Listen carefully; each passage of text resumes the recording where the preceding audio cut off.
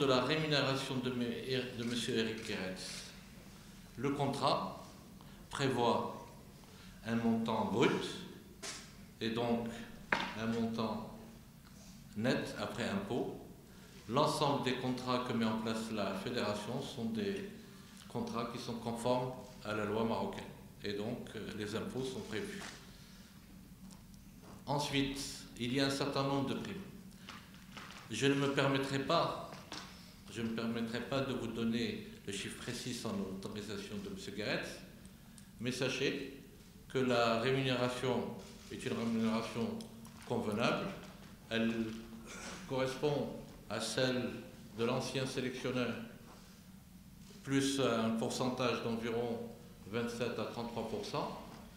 Par contre, il y a des primes qui sont prévues, qui sont fonction des performances. C'est un contrat de travail. Le contrat de travail est protégé par la réglementation. C'est-à-dire que celui qui vous rémunère ne peut pas donner les éléments de votre rémunération à qui que ce soit sans éventuellement que ce soit vous-même qui le précise. Avec M. Pimverbeck, cette question a été posée et je me souviens de sa réponse qui m'avait surpris. Il m'a dit: c'est la première fois que quelqu'un vous pose cette question. La relation avec l'argent que nous avons, je pense qu'on devrait commencer à la dépasser. D'abord, nous avons la chance, à la fédération, d'avoir nos ressources propres. Il n'y a pas un dirham d'argent public qui participe au financement du fonctionnement des salaires de la fédération. Nous avons la chance d'avoir eu le grand soutien de la fédération pour réaliser ces réformes. Nous avons la chance d'avoir valorisé nos contrats suite à des appels d'offres transparents en matière de droits de télévision, en matière de sponsoring, sur l'ensemble des partenariats que nous avons. Nous sommes les responsables des résultats, parce que c'est nous qui avons choisi M. Guéretz. Par contre, et vous avez peut-être quelques-uns qui suivent nos activités, notre mode de fonctionnement, qui est le mien, soit dans le club que j'ai l'honneur de diriger, que je supporte, et au sein de la fédération, c'est chacun ses responsabilités claires, précises. Nous donnons l'entière responsabilité technique et managériale de l'équipe aux grandes compétences, et nous sommes là pour les soutenir, pour améliorer les choses, pour les protéger parfois de l'environnement qui est très difficile. N'oubliez pas ce qui ne sait pas ce que nous avons vécu comme difficulté, mes prédécesseurs et mes collègues et moi, avec les équipes nationales et tout ça, vous le savez beaucoup mieux que moi sur le clanisme, les difficultés qu'il y a eu avec quelques entraîneurs qui se sont passés les uns et les autres. Donc nous avons un contrat de 4 ans, une responsabilité, il est le patron pendant 4 ans, à condition qu'il atteigne ses objectifs, et nous sommes là tous ensemble, et j'espère que les médias joueront le rôle de critique positive, de soutien, et parfois de tirer les sonnettes d'alarme lorsque vous verrez que les choses ne vont pas. Donc...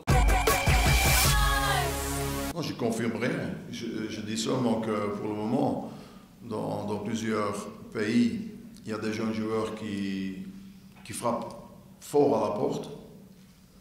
Et je vais aller les regarder, comme je vais regarder les joueurs qui jouent dans le championnat marocain. Pas plus, pas moins.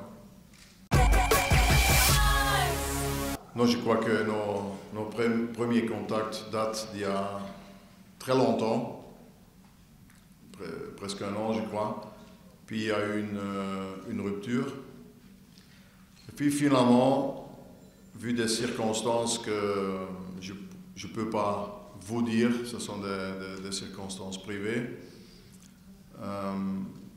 j'ai accepté le challenge, parce que moi, dans des cas pareils, c'est toujours mon cœur qui décide. Et jusque maintenant, je ne me suis pas trompé, parce que c'est nécessaire que moi, personnellement, j'ai une confiance dans les gens qui sont au top d'un club ou d'une équipe nationale. J'ai eu tellement de chance de pouvoir travailler avec un président comme Pape Diouf à Marseille, qui était mon président, qui était mon ami, qui n'est plus mon président, mais qui est resté mon ami.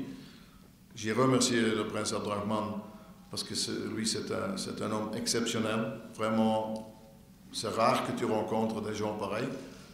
Et je crois qu'avec mon président, j'ai senti son support, j'ai senti qu'il voulait vraiment travailler avec moi.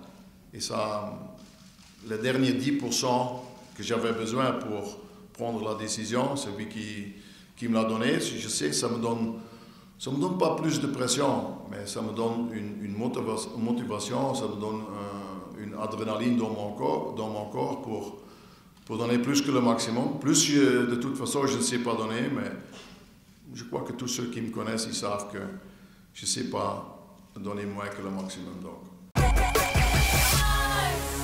je crois que le fait que ce chapitre a bien commencé dans les discussions qu'on a eues ensemble, et moi je suis sûr et j'espère, mais je suis sûr que le résultat, ils vont suivre. Bien sûr, on peut vivre dans le passé et nous dire que les dernières années, l'équipe marocaine n'a pas été très très bon, ou n'a pas eu beaucoup de succès, c'est pas qualifié pour la CAN et pour la Coupe du Monde. Mais moi je suis quelqu'un qui ne vit pas dans le passé, je vis dans le jour d'aujourd'hui, je fais un planning pour le futur parce que je crois qu'on a un projet à faire. On m'a offert un contrat de 4 ans, ce qui veut dire que les gens ils ont confiance en moi. Eh bien, mon staff et moi, avec M. Neubet, ensemble, on va faire tout ce qui est dans notre possibilité, dans nos possibilités pour faire quelque chose de bien, que le peuple marocain soit fier de leur équipe.